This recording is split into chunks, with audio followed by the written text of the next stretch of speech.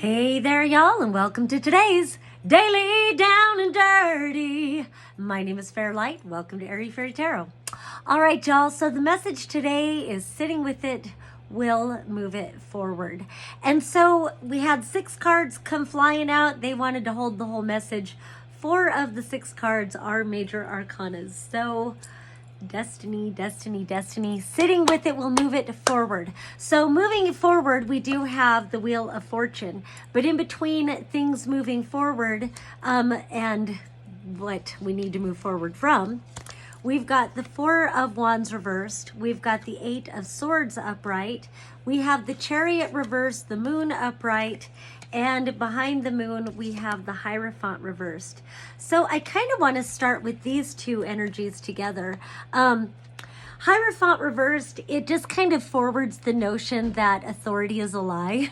Hi, it's me. No, authority is a bullshit lie. It really is. It's all made up. It's all a concept. I love talking about this. Quantum theory tells us that the entire universe is all one unified field. And then I like to be dramatic, of course, not just the solar system, not just the galaxy. The whole universe at the quantum level is all one unified field. And so it's all creation energy. That's all there is. And we know there's consciousness to it because, you know, I think we're conscious. We try to be. We are conscious. And, you know, and there have been mystics of the ages that have described it as like a vast ocean where we rise up as waves and then we return to that vast ocean. And even stars will rise up as these grand waves, but then they return to the vastness of the ocean of creation. And so, you know, if you think in terms like that, again, it's all creation energy. Imagine putting your boat in the ocean and, you know, you can travel every shore in the world, or you can take it out to the middle of the ocean and wherever, every ocean. And you're not going to find a spot of the ocean that like declares itself the authority over all else. It doesn't work that way.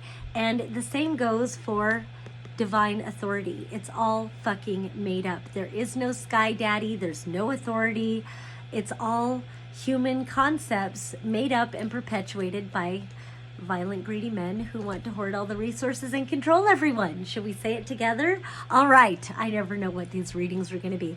All right. So there is that Hierophant reversed. I think it's just, and I like that the Moon has a face and is turning their back on this Hierophant energy.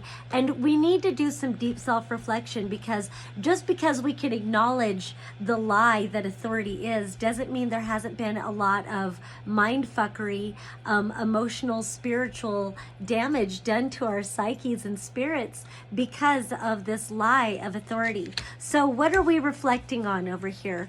We are reflecting on not following our path, and being in conceptual prisons and staying stuck in a world that would prefer to have us fear and obey these concepts of authority. And so, you know, even with getting with the Moon, I love talking about like how even clocks and calendars have been established as authorities in our lives. You know, people fear and obey that clock. We have to be on time, and like being on time to work or whatever, because it's tied into our survival. It doesn't have to be this way, y'all. I didn't know I was gonna be all preachy today. Whatever. It doesn't have to be this way. It's all made up. And so true time is cyclical in nature, just as the earth going around the sun, and we measure it by the solstices and the equinoxes. Also the moon going around the earth, and we measure it from full moon to full moon or new moon to new moon. True time is cyclical in nature. Isn't it interesting that feminine bodies produce a cycle in accordance with the movement of the moon? So it could be argued that true time is feminine in nature, which is why we are re-emerging and re-expressing our divine feminine principle, and she's emerging from within. We all are aspects of the goddess. All right, so it's that deep reflection, and when you go there, it's like seeing how stuck we are when we don't listen to our own divine guidance. Again, things are so set in place by these false institutions that govern our path, where we have to choose work according to the dictates of society, often the dictates of our parents, the dictates of security and survival, instead of really truly listening to what is authentic of our own expression.